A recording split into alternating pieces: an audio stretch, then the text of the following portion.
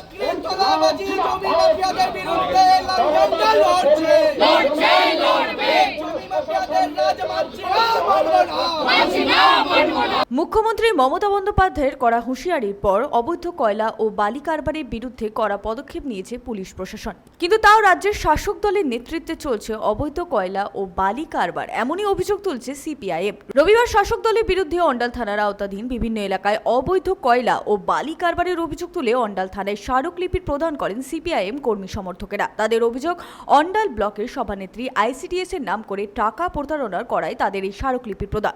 CPIM কর্মী সুব্রত সরকার জানান, শাসক দলের এই অসামাজিক কাজ দ্রুত বন্ধ না হলে তারা বৃহত্তর আন্দোলনের পথে হাঁটবেন। এলাকায় যে অসামাজিক কাজকর্ম হচ্ছে, ঠিক আছে, তৃণমূল কংগ্রেস এবং পুলিশের মদতে বালি তোলা এবং কয়লা চুরি এবং বিভিন্ন অসামাজিক কাজ বেড়ে গেছে এলাকায়। চাকরি দেওয়ার নাম করে তৃণমূলের নেতা নেত্রীরা পয়সা তুলছে, তাদের বিরুদ্ধে কোনো ব্যবস্থা নিচ্ছে না, না প্রশাসন নিচ্ছে না হচ্ছে ওদের দল নিচ্ছে। আমরা বলছি এই ওসি সাহেব, অপদার্থ ওসি সাহেবকে বলছি তার বিরুদ্ধে ব্যবস্থা নিতে।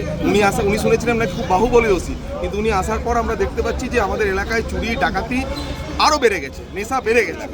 তার প্রতিবাদে অন্ডাল থানায় আমাদের পার্টির পক্ষ থেকে বিক্ষোভ সভা হচ্ছে। প্রলয় বন্দ্যোপাধ্যায়, 99 নিউজ বাংলা, অন্ডাল।